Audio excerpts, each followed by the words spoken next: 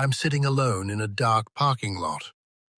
At 45 years old, crying, because I just realized I should have trusted my instincts and never become a father. I never truly wanted kids. I wasn't someone who hated children, but I was never someone who dreamed about being a dad either. When I got married, my wife knew this about me. Before we even got engaged, she asked me directly, "How many kids do you want?" My answer was simple. Maybe one, definitely not more. At the time, it felt like a compromise I could live with, something manageable, something I thought I could handle. But life has a way of changing decisions you thought were already settled. As the years passed, my friends started having kids. Everywhere I looked, diapers, school runs, sleepless nights, even the happiest parents looked exhausted to me. Slowly, my hesitation turned into resistance. I didn't want this life.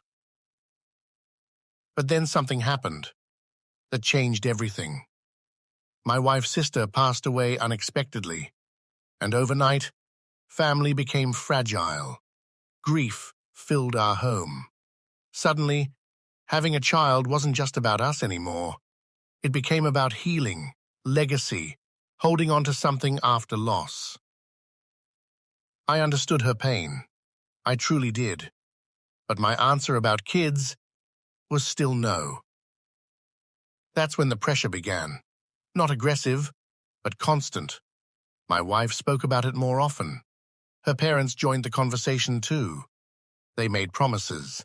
They told me, "We'll help raise the child. We'll be there every day. You won't carry this alone." They even planned to move closer to us. I was shown the beautiful version of parenthood.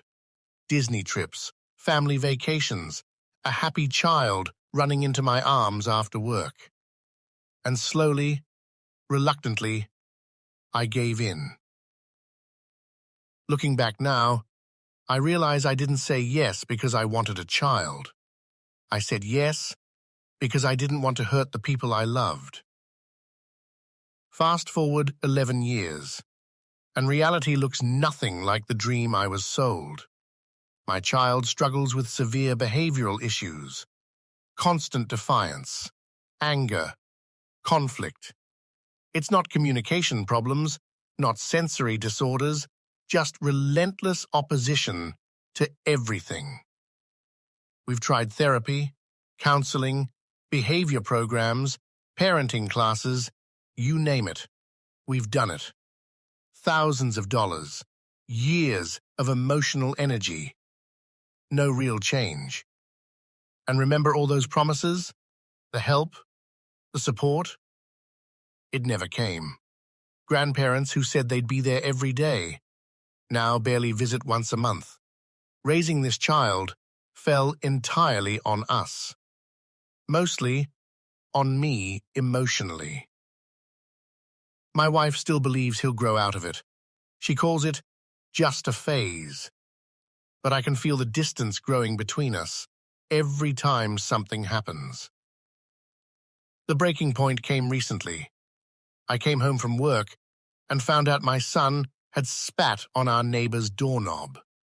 When I asked why, he said he wanted them to get sick because they had received his package by mistake and returned it later than he wanted.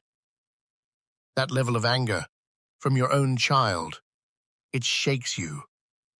But what broke me wasn't even that. Later that day, I went into the attic to clear my head. Instead, I found him there. And what I saw made my chest feel hollow. He hadn't just made a mess. He had urinated all over a box that held the last pieces of my parents' lives. My mother's handwritten letters, my father's watch, old photographs from a life I barely got to keep, people who died before I even turned 20. That box was the only proof they ever existed in my adult life. and now it was destroyed, not by accident. He looked me in the eye and said he did it because he was bored. I didn't scream. I didn't yell. That's what scared me the most. I just went quiet. I walked out of the house without saying a word, got into my car, and started driving. I don't even remember where I was going. I just needed distance.